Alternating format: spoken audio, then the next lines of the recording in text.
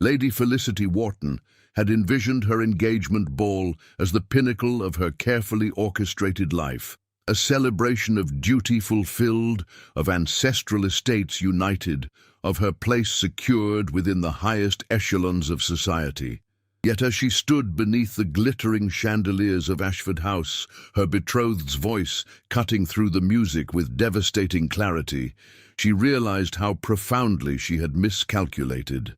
"I cannot marry a woman so utterly lacking in warmth," Lord Percival announced to the assembled guests, his hand already clasping that of Felicity's younger sister. The ballroom fell silent, and then, impossibly, a deep voice resonated from the crowd. "Then you are a fool, Ashford, for failing to recognize what stands before you. And if you're listening to this story, don't forget to click the like button, subscribe to the channel, and tell me in the comments from which part of the world you're listening to this story. I want to know how far it has traveled." The spring of 1815 had arrived in London with unseasonable warmth, coating the city in a haze of pollen and promise. For Lady Felicity Wharton, daughter of the Earl of Hartwick, the season represented not possibility, but inevitability. The culmination of negotiations begun when she was still in leading strings, agreements penned before she could read them herself. At 23, Felicity possessed what the ton deemed essential: impeccable lineage, a substantial dowry, and the disciplined composure expected of a future countess. Her dark hair was always perfectly arranged, her posture irreproachable, her conversation appropriately measured. She had been raised as one might cultivate a particularly valuable orchid, in controlled conditions, toward a predetermined bloom. The Wharton townhouse on Grosvenor Square reflected this same calculated perfection. Each morning, Felicity descended the curved staircase to find her mother, the Countess, already positioned in the morning room. Correspondence spread before her like battle plans. Lady Hartwick had orchestrated Felicity's betrothal to Viscount Percival Ashford with the precision of a military campaign, uniting two of England's oldest families and securing access to the Ashford coal mines that would restore the Wharton fortune to its former glory. "The engagement ball is in 3 days," her mother reminded her that particular Tuesday morning, though Felicity required no such prompting. "Lady Ashford has confirmed the guest list. 200 of the most distinguished families. The Duke of Rothwell has even agreed to attend, which will lend considerable consequence to the occasion." Felicity nodded, her teacup steady in her hand. She had met Viscount Ashford, Percival, as he insisted she call him privately, on precisely 7 occasions before their engagement was formalized. He was handsome in a conventional manner, fair-haired, tall, with the confident bearing of a man who had never questioned his place in the world. During their chaperoned meetings, he spoke primarily of his estates, his hounds, and his expectations for their future. "You will, naturally, reside primarily at Ashford Park," he had informed her during their 5th meeting, as though reciting terms of a business arrangement. "My mother will remain in the Dower House, though she will, of course, advise you on household management until you are adequately prepared. We shall come to London for the season, and you will produce an heir within the first 2 years. These matters are best addressed practically, I find." Felicity had smiled and agreed, as she had been taught to do. Yet in the privacy of her chamber that evening, she had stood before her mirror, studying her reflection with an unfamiliar sense of disconnection. Her grey eyes, too serious, her governess had often said, looked back at her with something approaching resignation. She possessed romantic sensibilities she had learned to suppress, a love of poetry she indulged only in secret, and a persistent, troubling question. Was this truly all her life would hold? Her younger sister Lavinia felt no such uncertainty. At 19, she had entered society with an exuberance Felicity had never possessed, collecting admirers like ribbons and laughing with an ease that seemed almost foreign. Where Felicity was measured, Lavinia was effervescent. Where Felicity was dutiful, Lavinia was delightfully unpredictable. "You cannot possibly be satisfied with Percival," Lavinia had whispered to her just the week prior during an insufferably tedious musicale. "He speaks to you as though you were one of his hounds, a particularly well-bred hound perhaps, but a hound nonetheless." "He is to be my husband," Felicity had replied quietly. Satisfaction is not the relevant consideration. Lavinia had studied her with an expression caught between pity and exasperation. "Then what is, dearest sister?" The question had haunted Felicity in the days since. What was the relevant consideration? Duty, certainly. Family obligation. The restoration of their father's investments, badly damaged by the war and his own poor judgment. The security of their name, their position, their future. These were the considerations that mattered, she told herself firmly. Personal happiness was a luxury afforded to those with different circumstances. On the Wednesday before the ball, Percival called at Grosvenor Square to finalize certain arrangements. Felicity received him in the drawing room, her mother conspicuously absent, a calculated gesture toward the intimacy they would soon share. "The wedding is set for June," he informed her, settling into a chair without invitation. "Ashford Park's chapel will accommodate 200 guests comfortably. I have commissioned a new saddle for your use. I expect you will ride out with me each morning after we are wed. Exercise is essential for maintaining one's constitution." "That is very thoughtful," Felicity replied, though she had always found early morning rides rather cold and uncomfortable. Percival continued, outlining his expectations with the enthusiasm another man might reserve for describing his heart's desire. Felicity would oversee the household naturally, but all significant decisions would require his approval. She would entertain his associates, manage the servants, and provide him with heirs. In return, she would enjoy the status of Viscountess Ashford and, eventually, Countess when his father passed. "Your sister seems to be enjoying her season," he remarked abruptly, his tone shifting in a manner Felicity could not quite identify. "She possesses a certain vivacity." "Lavinia has always been spirited," Felicity agreed carefully.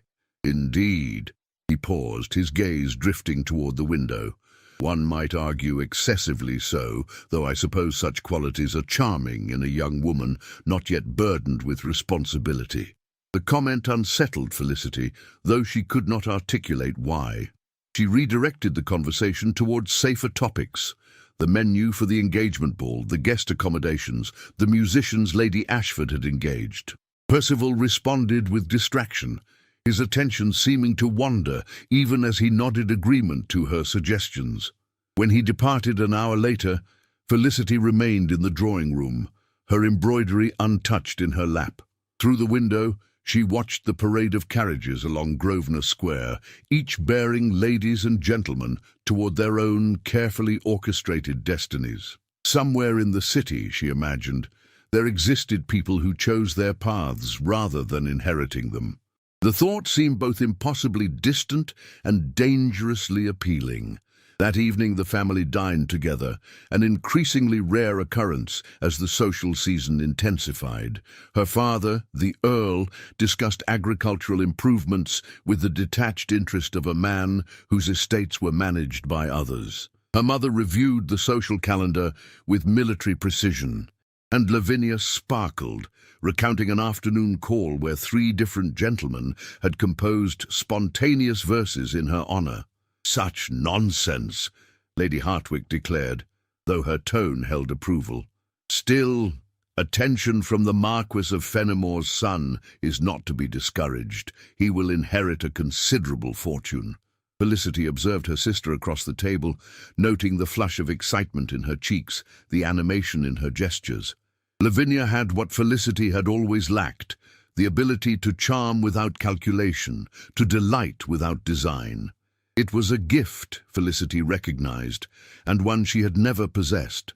"Only 3 more days," her mother said, turning her attention to Felicity, "and then your future will be secured.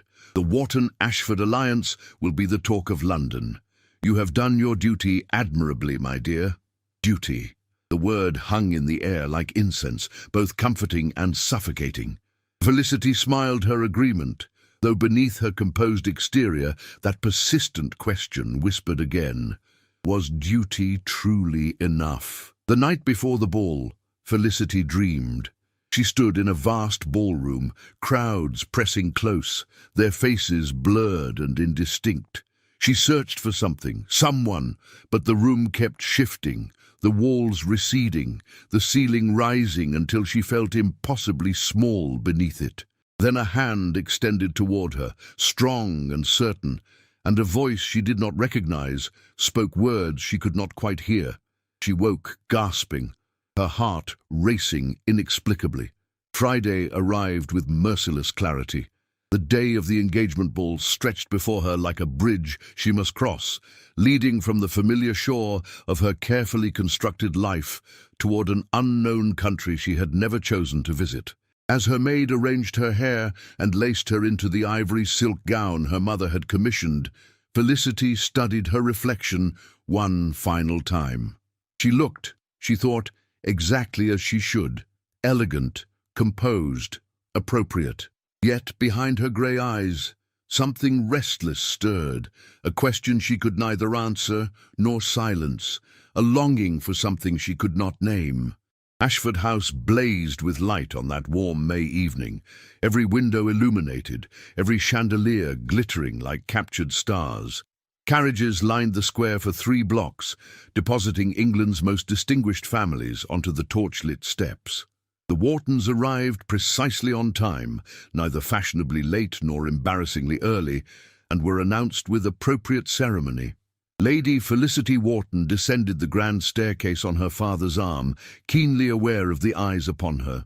The ballroom stretched before her like a stage, 200 guests arranged in careful social hierarchy.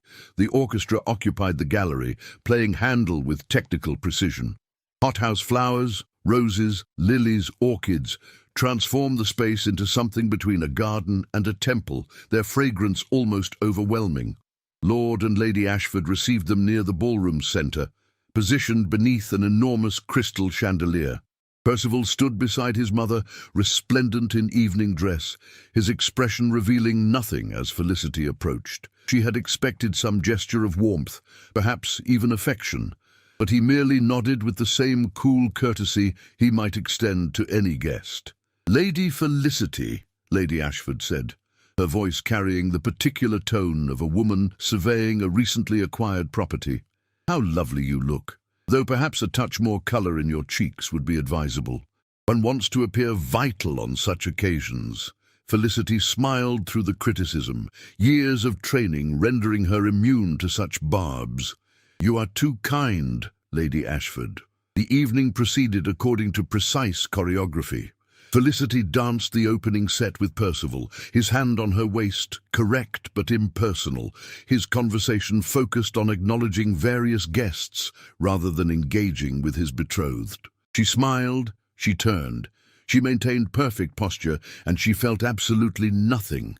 Between sets, she stood with her mother and Lady Ashford, accepting congratulations from an endless procession of families. The Duke of Rothwell himself bowed over her hand, his presence lending the gathering exactly the consequence Lady Hartwick had desired. He was an imposing figure, tall and broad-shouldered, with dark hair touched with silver at the temples and remarkable blue eyes that seemed to perceive far more than was comfortable. "Lady Felicity," he said, his voice a deep rumble that somehow carried over the music, "I wish you every happiness." "Your Grace is most gracious," she replied, the formal words automatic on her tongue. He held her gaze a moment longer than strictly necessary, and she had the unsettling impression he was taking her measure and finding the situation somehow lacking. But then he moved on, and the moment passed.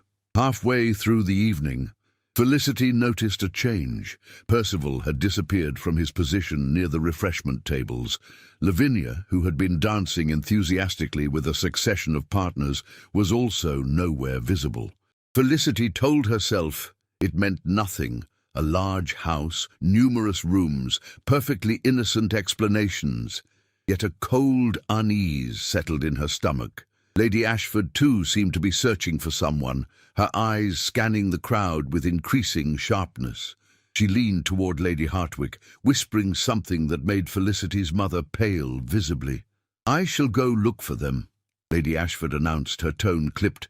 "You will remain here and maintain appearances." Them. The word confirmed Felicity's worst suspicions. She stood frozen, smile fixed in place, while anxiety churned through her. Around her, the ball continued, couples whirling, conversation flowing, champagne sparkling, but she felt suddenly separate from it all, watching from behind glass. 10 minutes passed, 15. The whispers began, guests noticing the absence of the betrothed couple, heads turning, speculation building. Felicity's face burned, but she kept her composure, accepting more congratulations, making more meaningless small talk, pretending nothing was amiss. Then Lady Ashford reappeared at the ballroom entrance, her face a mask of fury barely contained by social convention. Behind her came Percival, his cravat slightly disarranged, his expression defensive, and behind him, Lavinia, her cheeks flushed, her eyes bright with something between triumph and fear. The orchestra, sensing disaster with the instinct of experienced musicians, allowed the current piece to fade into silence. 200 guests turned toward the entrance. The silence grew absolute. Percival walked to the center of the ballroom, his steps deliberate. He did not look at Felicity. Instead, he positioned himself where everyone could see and hear him clearly. "Ladies and gentlemen," he began, his voice carrying through the silent room, "I find myself in the unfortunate position of needing to make an announcement." He paused, and Felicity felt the world tilt beneath her feet. "I have come to realize that my engagement to Lady Felicity Wharton was a mistake, an arrangement made for practical considerations rather than matters of the heart."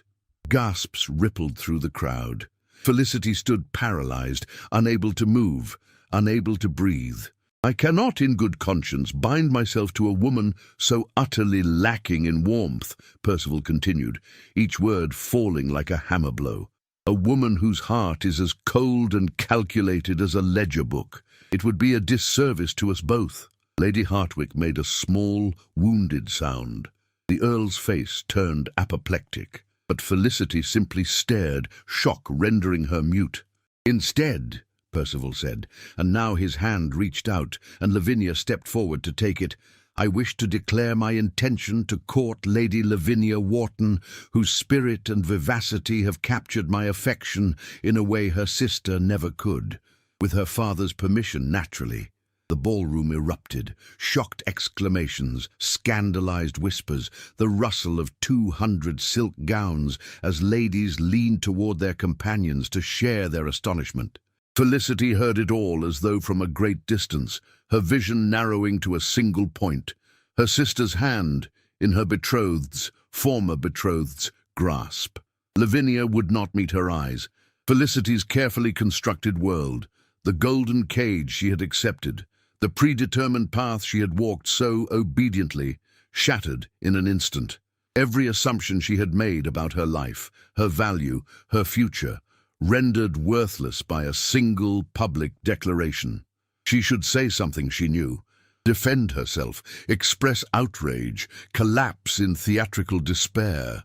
But she could only stand there frozen as humiliation washed over her in waves. Her mother began arguing with Lady Ashford in furious whispers. Her father demanded satisfaction, his voice carrying across the ballroom. Guests clustered in groups, their avid attention fixed on the drama unfolding before them. And then, cutting through the chaos, a voice spoke with calm authority, "Then you are a fool, Ashford, for failing to recognize what stands before you." Every head turned toward the speaker. The Duke of Rothwell stepped forward from the crowd, his imposing figure commanding immediate attention. He walked directly toward Felicity, his blue eyes fixed on hers with an intensity that made her breath catch. He stopped before her and extended his hand. "Lady Felicity," he said, his deep voice resonating through the silent ballroom, "would you do me the extraordinary honor of accepting my hand in marriage?" The ballroom remained frozen in shocked tableau for 3 heartbeats. Then chaos erupted with renewed vigor. exclamations of astonishment, ladies fainting with strategic timing, gentlemen arguing about propriety and precedent.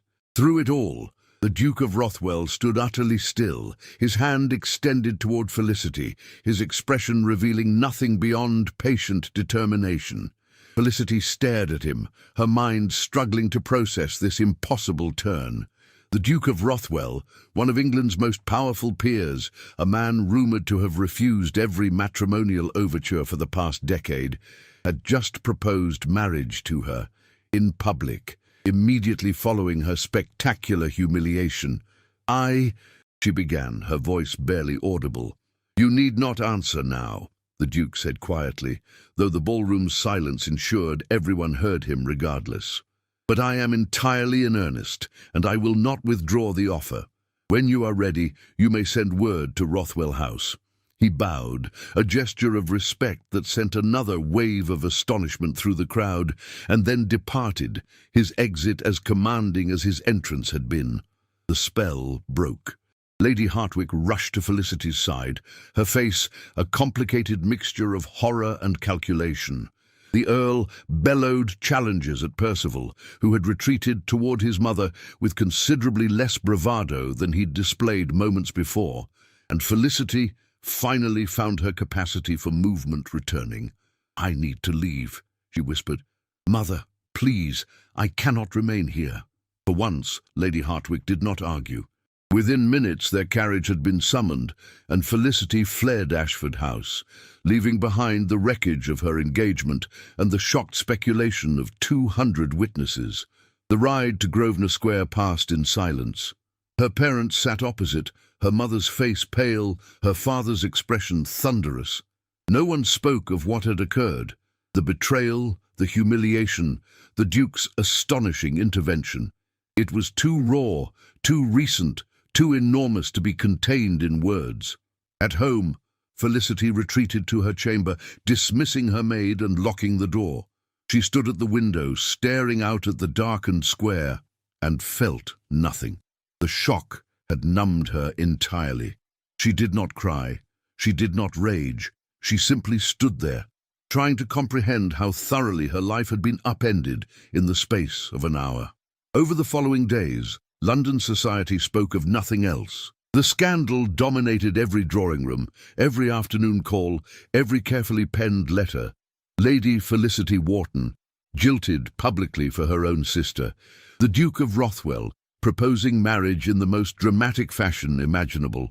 Viscount Ashford, exposed as either a romantic or a cad, depending on one's perspective, and Lady Lavinia, vilified as a scheming seductress or praised as following her heart, again depending on whom one asked.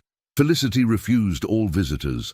She remained in her room, accepting meals on trays and venturing out only when certain the house was empty.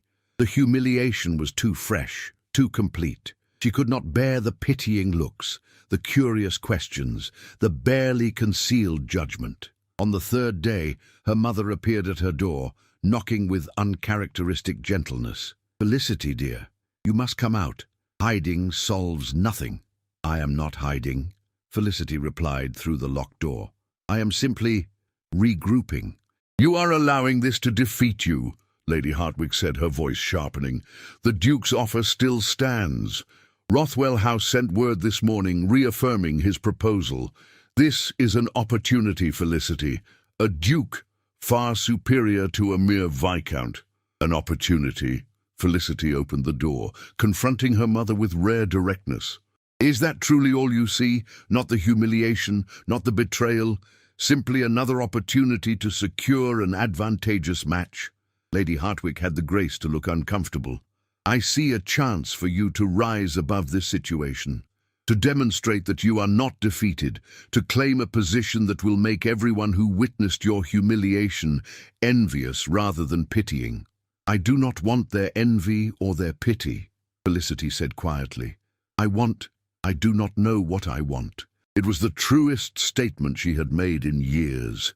That afternoon, while her mother attended calls and her father closeted himself in his study, Felicity slipped out of the house. She needed air, perspective, distance from the suffocating expectations of Grosvenor Square.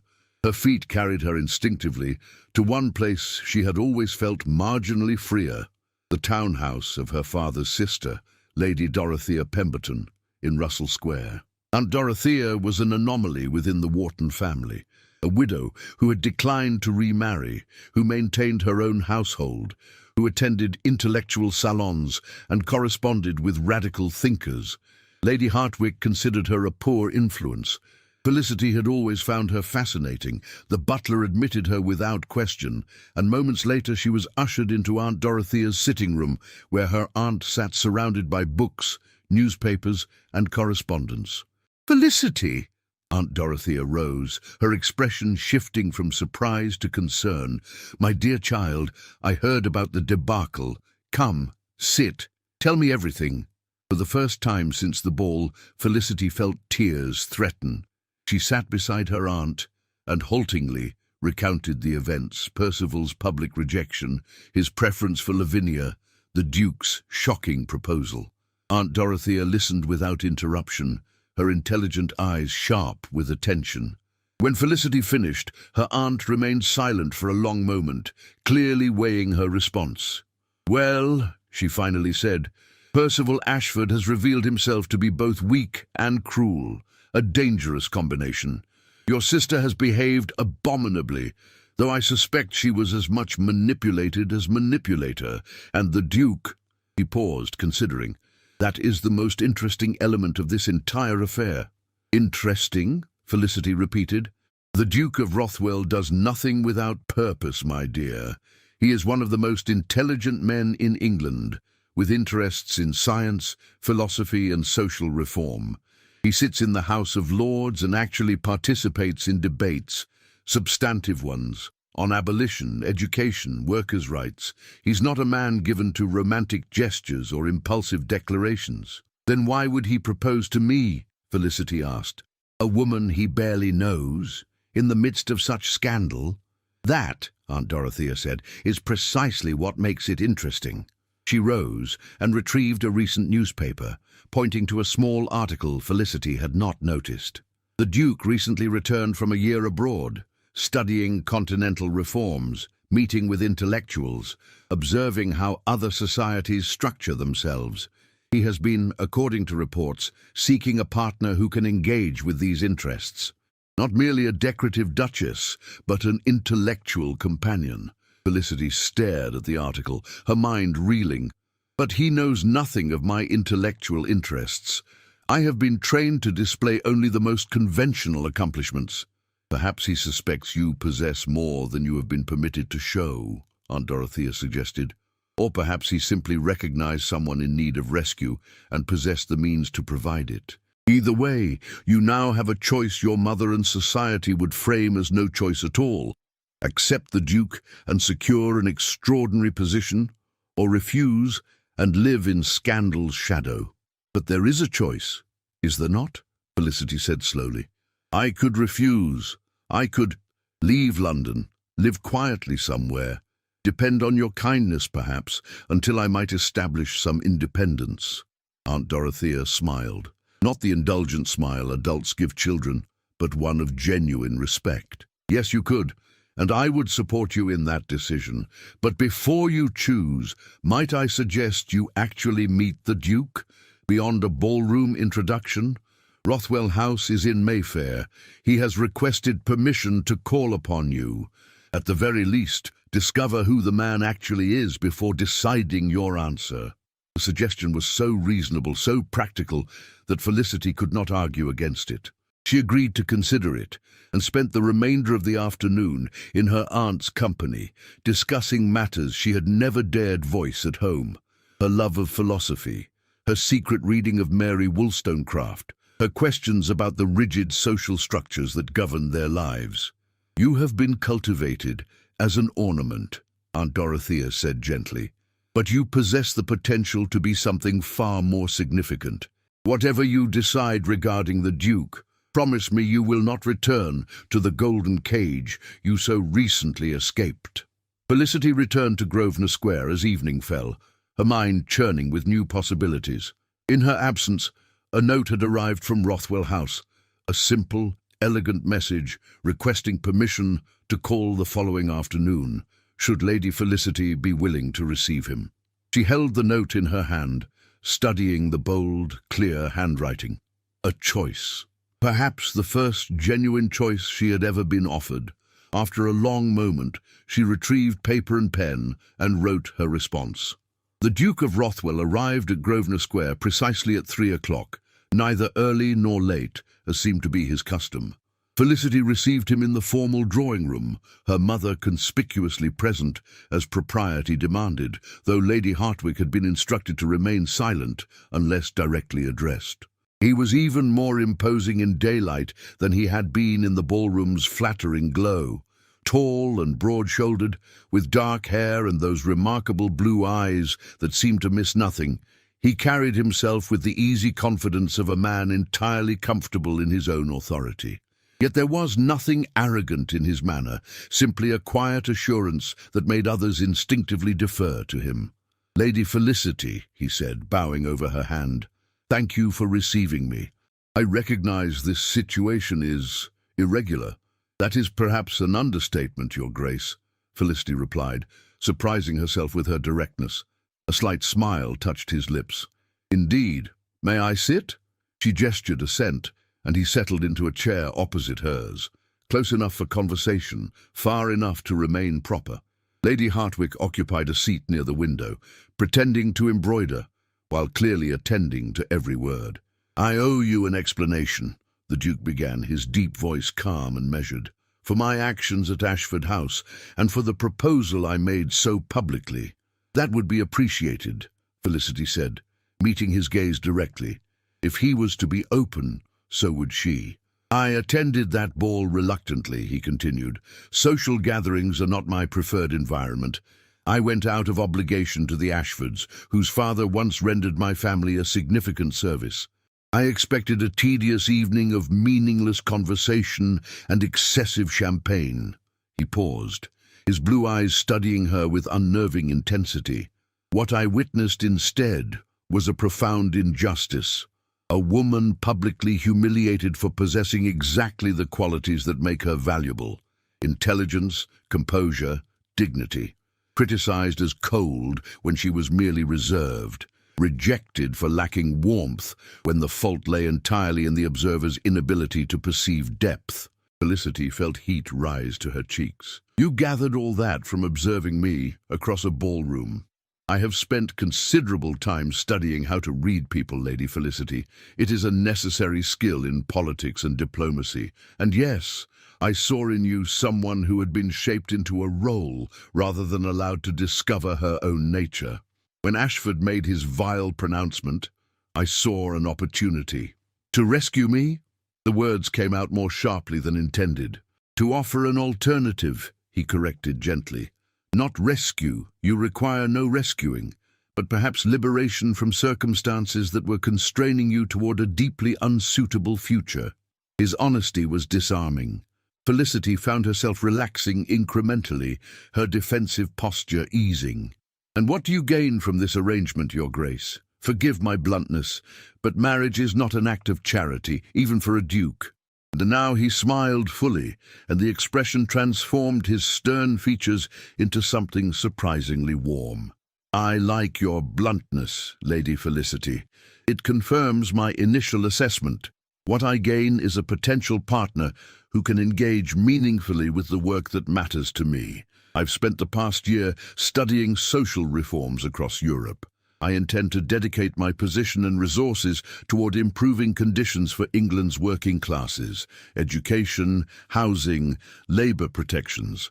This work requires not merely a hostess, but an intellectual companion willing to engage with complex problems."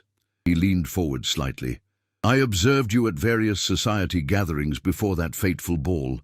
You listen more than you speak, but when you do speak, your observations are incisive. You read voraciously. I noticed you carrying a volume of Adam Smith at Lady Pemberton's salon last month, tucked discreetly in your reticule. And you possess something rare, genuine curiosity beneath your trained composure." Felicity stared at him, astonished. "You noticed all that?" "As I said, I make it my business to understand people, particularly people I find interesting. They talked for an hour, an actual conversation, unlike the stilted exchanges she had endured with Percival. The Duke described his travels on the continent, the reformist thinkers he had met, the models of social welfare he had observed. Felicity found herself responding with questions she had never dared voice, opinions she had kept carefully hidden.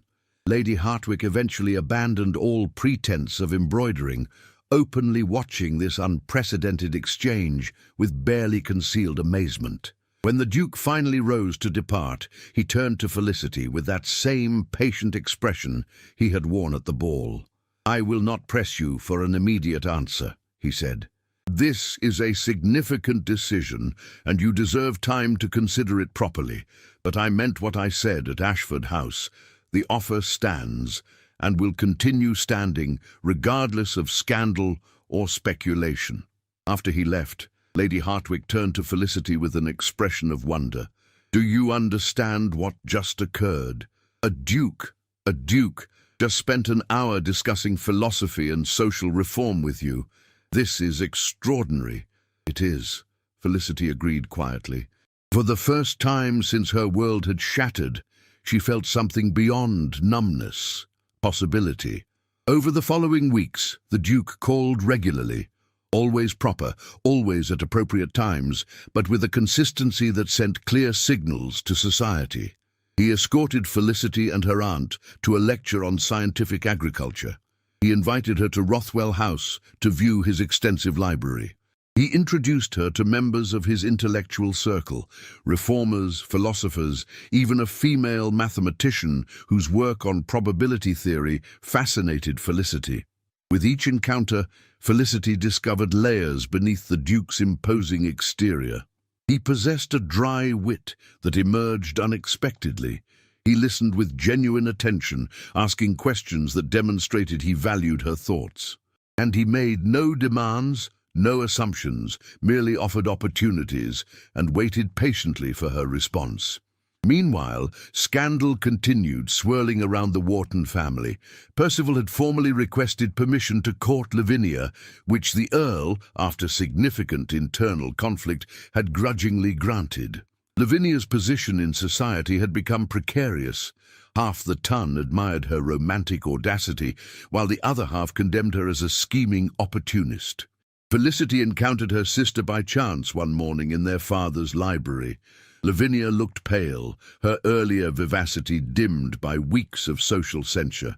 "Felicity," she said softly, "might we speak?" They sat in uncomfortable silence for a long moment. Finally, Lavinia spoke, her voice small and ashamed. "I am sorry. I know those words are inadequate, but I'm desperately, profoundly sorry. Percival told me you did not love him, that your engagement was merely a business arrangement. He said you would be relieved to escape it. I believed him because I wanted to believe him." Felicity studied her sister, seeing past the pretty face to the frightened girl beneath. "Did he truly love you, Lavinia, or did he simply prefer your vivacity to my reserve?" "I thought he loved me," Lavinia whispered, "but now I am not certain. He speaks of me the way he once spoke of you, as though I am a possession he has acquired. His mother constantly criticizes my manners, and the ton—" She trailed off, tears threatening. "The ton is rarely forgiving of women who violate its rules," Felicity said quietly. "You must have known that would be the cost. I was foolish. I am still foolish, but I truly did not mean to hurt you." Lavinia looked up, her eyes red. "You seem happier now, though. The Duke clearly values you in ways Percival never did. Perhaps something good has come from my terrible mistake." Felicity considered her sister's words. Forgiveness felt premature, but neither did she wish to carry bitter resentment. "I'm finding my way toward something better, yes. Whether you find the same with Percival remains to be seen." They would never reclaim their former closeness, Felicity knew, but perhaps eventually they might achieve peace. The season was reaching its conclusion when the Duke invited Felicity to a small gathering at Rothwell House, a salon of intellectuals and reformers. Aunt Dorothea accompanied her as chaperone, though the event proved far more stimulating than scandalous. Felicity found herself in conversation with a Parliament member who sought her opinion on education access, a physician who described his work in London's poorest districts, and two women who ran charitable schools for working-class children. For the first time in her life, her intelligence was not merely tolerated, but actively sought. The Duke appeared at her side midway through the evening, a glass of wine in each hand. He offered her one, his expression warm with approval. "You are thriving," he observed. "This is who you were meant to be all along." "Perhaps," Felicity agreed, accepting the glass, "though I confess I am still discovering who that person actually is." "Then let me propose a partnership," the Duke said. "Not as a cage, gilded or otherwise, but as a collaboration between equals. My position and resources combined with your intelligence and insight, we could accomplish significant good together, Lady Felicity, and perhaps over time we might even discover affection alongside respect." He set down his glass and extended his hand, an echo of that dramatic moment in the ballroom, but quieter, more intimate. "So I ask again, Lady Felicity Wharton, will you do me the extraordinary honor of becoming my wife?" This time, Felicity did not hesitate. She placed her hand in his, feeling the warmth and strength there. "Yes, Your Grace, I will." The announcement of Felicity's engagement to the Duke of Rothwell sent fresh shockwaves through London society, though of an entirely different character than those that had followed her previous scandal. Where her broken engagement had generated pitying whispers and malicious speculation, this news produced astonishment tinged with envy. Lady Felicity Wharton, humiliated mere weeks ago, would become a duchess. Not just any duchess, but the Duchess of Rothwell, with access to one of England's greatest fortunes, most extensive estates, and most influential political positions. The same women who had whispered about her coldness now praised her dignity. The same men who had questioned her appeal now declared they had always recognized her quality. Society, Felicity observed dryly to Aunt Dorothea, possessed remarkably flexible principles. The Duke, who insisted she call him Dominic in private, handled the announcement with characteristic efficiency. He placed a notice in the Morning Post, received the Earl's formal permission with appropriate ceremony, and commissioned a betrothal ring featuring sapphires the precise color of Felicity's eyes. "I do nothing carelessly," he told her when presenting the ring, "including choosing a wife." Their engagement was brief by ton standards, 6 weeks instead of the customary 6 months. Dominic saw no reason to delay once a decision had been made, and Felicity found herself agreeing. She had spent enough time fulfilling others' expectations. Now, finally, she was choosing her own path. The wedding preparations differed dramatically from those she had endured with Percival.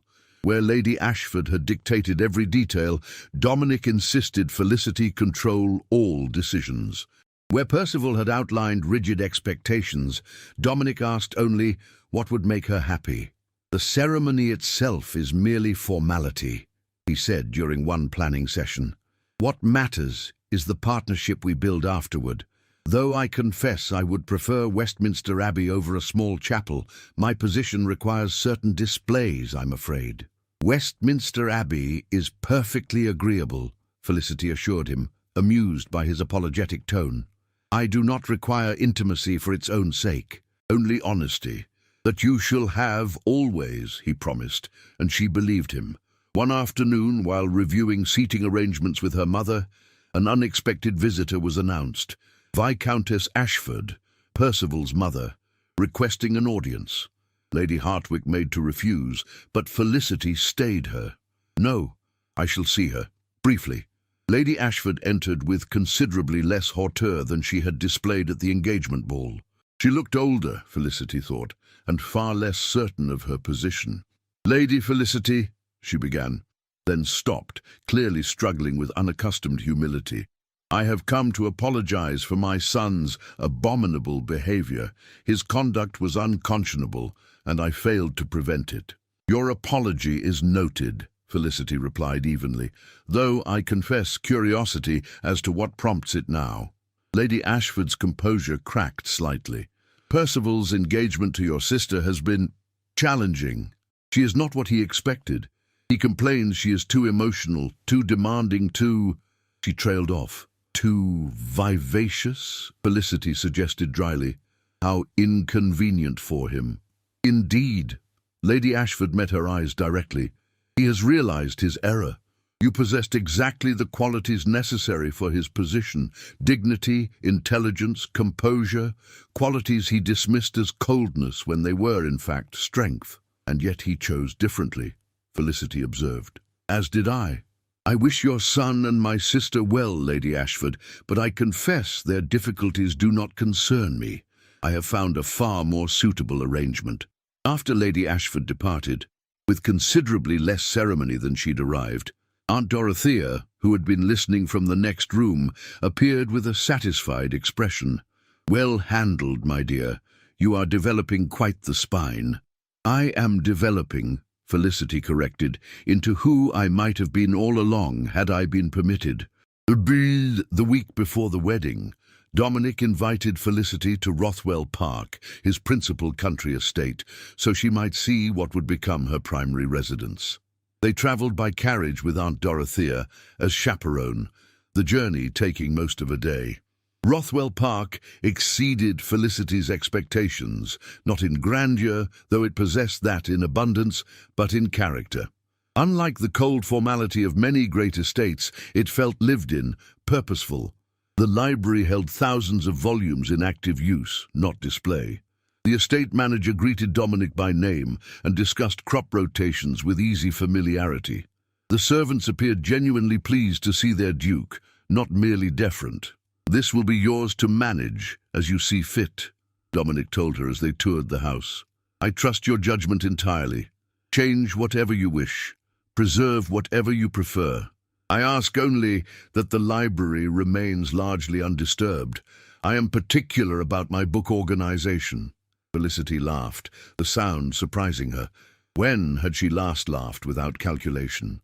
I shall respect your library absolutely, though I may add to it. I would be disappointed if you didn't. That evening they dined privately as ducal propriety allowed, with Aunt Dorothea present but seated at the table's far end. Over excellent wine and surprisingly good food, Dominic spoke of his plans for the estate and his political ambitions. I intend to sponsor legislation regarding child labor, he said. The conditions in factories are unconscionable. Children as young as 5 working 16-hour days in dangerous environments. It must change. You will face significant opposition, Felicity observed. Factory owners wield considerable influence, which is precisely why I need an intelligent duchess who can help me navigate parliamentary politics. He met her eyes across the table. You understand how these systems work, Felicity. You have been studying them your entire life. Even if you were told your observations didn't matter, they matter to me. She felt something shift in her chest, not the dramatic passion poets described, but something perhaps more valuable, recognition. Dominic saw her not as an ornament or a duty, but as a partner of genuine worth. Then we shall fight this battle together, she said quietly, and whatever others we deem necessary. The wedding took place on a brilliant June morning. Westminster Abbey filled with everyone of consequence in English society. Felicity wore ivory silk embroidered with silver thread, a gift from Dominic's mother, the Dowager Duchess, who had welcomed her with genuine warmth. As she walked down the Abbey's long aisle on her father's arm, Felicity observed the assembled guests with new eyes. Many were the same people who had witnessed her humiliation at Ashford House. But she was no longer the same woman. She had emerged from that crucible transformed, not broken, but refined. Dominic waited at the altar, imposing in formal dress, his expression serious until she reached him. Then he smiled, and she saw in that smile both promise and partnership. The ceremony proceeded with appropriate grandeur. Felicity spoke her vows clearly, without hesitation, meaning every word. This was no arranged obligation, but a chosen path. one she walked willingly toward an uncertain but infinitely more authentic future.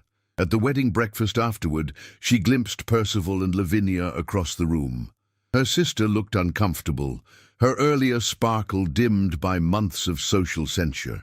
Percival appeared dissatisfied, his expression petulant as Lavinia said something he clearly didn't wish to hear. Felicity felt no triumph, no vindication, only a distant pity. They had chosen their path as she had chosen hers. Whether they would find happiness together remained to be seen.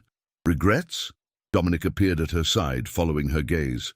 None whatsoever, Felicity replied honestly. I am exactly where I should be.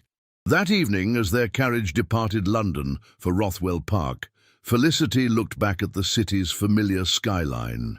She had been born into its rigid hierarchies, shaped by its exacting rules, nearly destroyed by its casual cruelties. But she had also discovered her own strength within its confines and found a partnership that promised genuine fulfillment. "Ready for your new life, Your Grace?" Dominic asked, using her title for the first time. Felicity, now the Duchess of Rothwell, smiled. More ready than you can possibly imagine. 8 months after her wedding, Felicity stood in the drawing room of Rothwell House's London residence, reviewing correspondence with her secretary. The season was in full swing, but her schedule bore little resemblance to the endless calls and meaningless entertainments that had once consumed her days. Instead, her calendar reflected purpose, a meeting with reformist MPs regarding child labour legislation, an afternoon at the charitable school she had founded for working-class girls, an evening salon featuring continental thinkers discussing workers' rights. "The Prime Minister's wife has requested your presence at her ball next week," her secretary noted, "and the Duchess of Devonshire wishes to discuss your education proposals." "Accept both," Felicity replied, "and schedule a meeting with Dr. Barrett regarding the hospital expansion. His work in the East End warrants support." She paused, noticing a particular letter in the stack, Lavinia's handwriting, from Ashford Park. Relations with her sister had thawed over the months, though they would never reclaim their former closeness. Lavinia wrote occasionally, letters that revealed growing disillusionment with her choice. "Percival grows more controlling each week," the latest letter confessed. "He dictates my every movement, criticizes my opinions, and compares me unfavorably to the dignified wife he discarded. I begin to understand what you endured, sister, and why you did not mourn his loss." Felicity set the letter aside, feeling compassion rather than vindication. Some lessons could only be learned through experience, no matter how painful. "Your Grace," her secretary's voice recalled her attention. "The Duke wishes to see you in the library when you're available." Felicity found Dominic surrounded by papers, preparing for an important parliamentary debate. He looked up as she entered, his stern features softening with pleasure. "There you are. I need your opinion on this speech. Lord Harrington argues that child labour is economically necessary, that restricting it would devastate manufacturing. I wish to counter his position effectively." They spent the next hour collaborating on arguments and strategy, their minds working in comfortable synchronization. This partnership, built on mutual respect and shared purpose, had evolved over their months together into something deeper than Felicity had initially imagined possible. They had not married for love, but affection had grown naturally between them. Dominic's quiet strength, his genuine interest in her thoughts, his absolute consistency, these qualities had earned her trust, and gradually her heart. And she saw in his eyes that his feelings had similarly deepened. "You are invaluable to me," he said, setting down his papers to focus entirely on her, "not merely as a duchess or a political partner, but as yourself. I hope you know that." "I do," Felicity replied softly. "And you have given me something I never expected to possess, freedom to become who I genuinely am." That evening, they attended Lady Pemberton's salon together, a gathering of intellectuals and reformers where Felicity had become a central figure. She led a discussion on education access, her arguments sharp and well-reasoned, her confidence unshakable. Watching her, Aunt Dorothea smiled with satisfaction. This was the niece she had always known existed beneath years of repressive training, intelligent, passionate, purposeful. After the salon, as their carriage returned to Rothwell House, Dominic took Felicity's hand. "I have been thinking about the future," he said. "Our work here is important, but I wish to establish a permanent institution, a school or research center focused on social reform, something that will outlast us both. I would like you to design it with me." Felicity felt tears threaten, not from sadness, but from overwhelming gratitude. This man had not merely rescued her from scandal, he had recognized her potential and provided space for it to flourish. "I would be honored," she said. "Let us create something extraordinary together." Months later, during a visit to Rothwell Park, Felicity took a morning walk through the estate's extensive gardens. Spring had returned, coating the landscape in new growth. She paused at a particularly beautiful rose garden, admiring the carefully tended blooms. The head gardener, an elderly man named Thomas, who had served the family for decades, appeared beside her. "Beautiful, aren't they, Your Grace? Each one different, but all thriving in the right conditions." "Indeed," Felicity agreed, "though I imagine they require careful attention." "That they do, but the secret isn't controlling them. It's understanding what each one needs and providing it. Try to force a rose to grow against its nature, and it withers. Give it proper soil, light and care, and it flourishes beyond expectation." Felicity smiled, recognizing the metaphor. "Wise words, Thomas." "Your Grace has flourished remarkably," he observed gently, "if I may say so. When you first arrived, you seemed like a plant kept too long in shade. Now you bloom as nature intended." After he departed, Felicity remained in the garden, reflecting on her transformation. The woman who had stood in Ashford House's ballroom, paralyzed by humiliation, seemed impossibly distant now. That experience, as painful as it had been, had shattered her golden cage and forced her to discover her own strength. She did not regret the scandal, she realized. It had been necessary destruction, clearing space for genuine growth. That evening, news arrived from London. Percival and Lavinia's engagement had been broken. The details were unclear, but apparently Percival had found Lavinia as insufficiently suited to his requirements as he had found Felicity. Lavinia would return to Grosvenor Square in quiet disgrace, her reputation damaged perhaps beyond repair. Felicity immediately penned an invitation for her sister to visit Rothwell Park whenever she wished. They would never reclaim what they had lost, but perhaps Lavinia might find here what Felicity had discovered: space to heal and eventually to grow into her authentic self. Dominic found her at her writing desk, read the letter over her shoulder, and nodded approval. "Your capacity for compassion despite injury is one of your finest qualities," he said.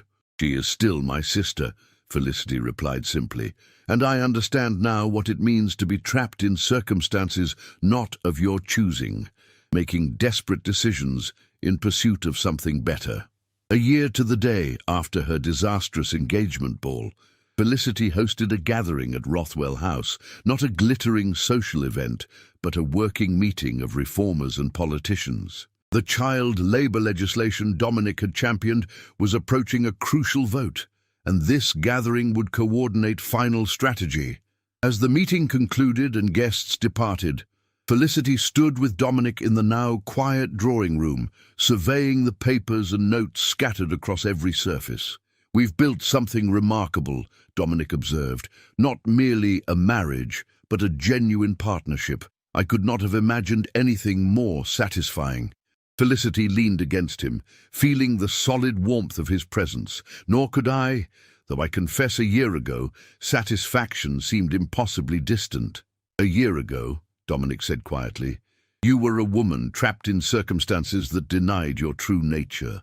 Now you are free, not because I freed you, but because you discovered your own capacity for freedom."